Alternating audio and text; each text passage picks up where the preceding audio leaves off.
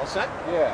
Mike, first of all, let me ask you, what's wrong with Prop 14? Prop 14 is a political Trojan horse masquerading as electoral reform that would minimize voter choice, political voice in the state while giving unfair advantages to incumbents, big money, and political insiders.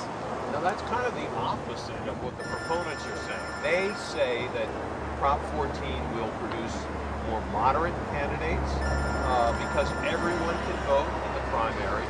It will diminish the party stature because you don't even have to list your party. It really becomes a contest among who's the best candidate. So how do you square these two interpretations?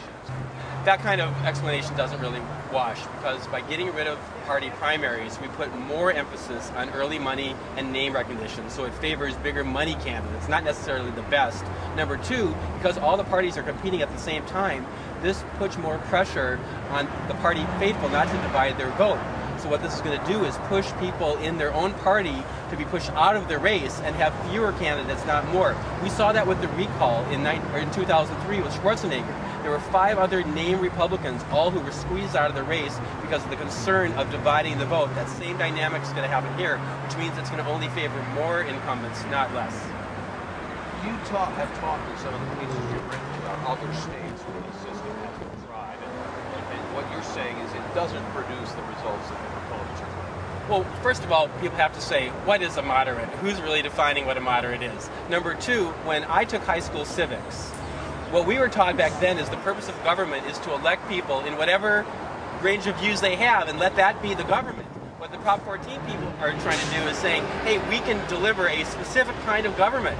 Well, when did the purpose of elections change from representing the people to try to socially engineer a result? When you do that, then that ends up backfiring, because now we'll have fewer choices within the major parties. Well, all the minor parties will be knocked off the ballot, and we're increasing the effects of big money. But why then, the proponents who say, I'm going to play devil's advocate, why then do the major parties oppose this? Every political party in California opposes Prop 14 because it eliminates choice inside the party by putting more incentive to reduce the number of candidates you have. Otherwise, you split your own party's vote and risk not having your own candidate in the general election.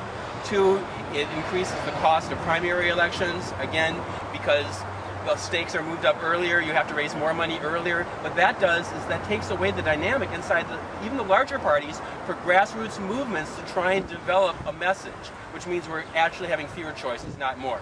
But so Abel Maldonado, the lieutenant governor, and Arnold Schwarzenegger, the governor, the two primary proponents of this thing, I mean, they're behind the whole thing, including in terms of the money that's been keeping it.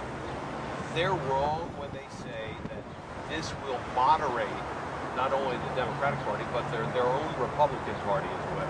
The governor and Abel Maldonado are wrong about this moderating government. What we found in Washington State and Louisiana, the 2 places where it's been in place, is all it's done is re-elected more incumbents. It hasn't moderated the government. Louisiana is not a model for us to emulate. And in Washington State, the constitutionality of their law is going to court this October and is expected to be overturned.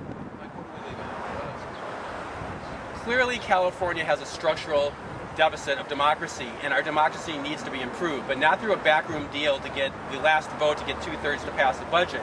It needs to happen openly in front of the entire state. Why aren't we considering options like multi-seat districts with proportional representations so that you could have representatives based on how many people vote Democrat, how many people vote Republican, and how many people vote Green like they do in Europe? Instead, we're getting this approach that instead of really embodying the diversity that makes up California, they're trying to reduce choice. Change in democracy in California should be about embracing more diversity to have more choice, not less. One of the things that is really dishonest about the backers of Prop 14 is that Prop 14 would eliminate one of the ways that California's minor parties, some which have been on the ballot for 30 and 40 years, stay qualified on the ballot. We have to get 2% of a statewide vote every 4 years. But if we're not on the statewide ballot every 4 years, we can't qualify. So what this is doing is it's saying to the voters in California, where there's an increasing number of people registering to decline to state every year, that you're going to be forced to only vote for Democrats and Republicans.